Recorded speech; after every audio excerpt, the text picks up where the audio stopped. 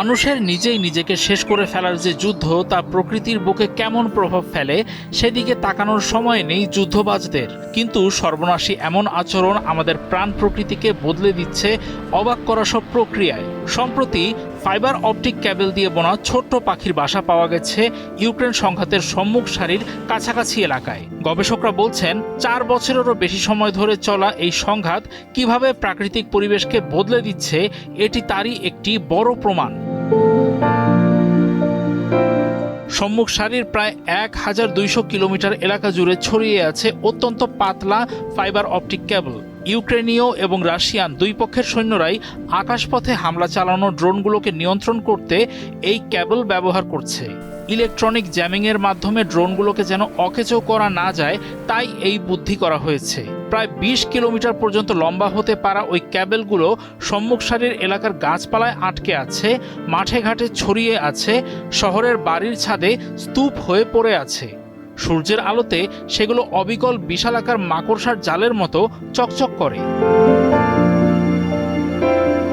2022 সালের ফেব্রুয়ারিতে রাশিয়া যখন ট্যাঙ্ক, সাজোয়াজান এবং কামানের মতো প্রচলিত অস্ত্র নিয়ে ইউক্রেনে আক্রমণ শুরু করে, তখন সেই শক্তির মোকাবেলা করতে ইউক্রেন ড্রোন প্রযুক্তির উন্নয়নে বিপুল অর্থ ও সম্পদ বিনিয়োগ করে। তাই এখনকার যুদ্ধক্ষেত্রে ড্রোনের আধিপত্যই সবচেয়ে বেশি।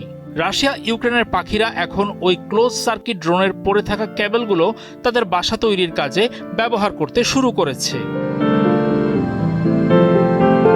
আলোচিত পাখির বাসাটিতে মূলত শুকনো ঘাস আর ফাইবার অপটিক কেবল রয়েছে। সেগুলো বেশ শক্তভাবে পেঁচিয়ে বাসাটি তৈরি করা হয়েছে। কোন প্রজাতির পাখি এমন বাসা তৈরি করেছে এবং কিভাবে তারা এত লম্বা কেবল সংগ্রহ করেছে তা নিয়ে গবেষকরা এখনও নিশ্চিত নন। দোনেস্ক, খার্কিভ এবং জাপোরিজিয়ার মতো সম্মুখ সারি সংলগ্ন অঞ্চলের বেশ কয়েকজন ইউক্রেনীয় সেনার সঙ্গে কথা বলেছে সংবাদ মাধ্যম রয়টার্স। তারাই এ ধরনের 2টি বাসা খুঁজে পেয়েছেন এবং সেগুলোর ছবি ও ভিডিও ইন্টারনেটে পোস্ট করেছেন। স্থানীয় গবেষকরা জানিয়েছেন বাসা দুটির মধ্যে একটি গবেষণার জন্য নেদারল্যান্ডসে পাঠানো হবে। বাসা তৈরির কৃত্রিম উপাদান নিয়ে গবেষণা করা নেদারল্যান্ডসের লাইডেন শহরের 33 বছর বয়সী জীববিজ্ঞানী আউকে ফ্লোরিয়ান হেমস্ট্রা বলেন, বাসাটি আসলে কে তৈরি করেছে তা নিশ্চিত হতে এর মধ্যে থাকা ডিএনএর নমুনা খুঁজে বের করার চেষ্টা করা হবে। এর আগে কখনো এমন বাসা দেখা যায়নি বলে জানান তিনি। পাখিদের ওপর এই ফাইবার অপটিকের প্রভাব কেমন হতে পারে?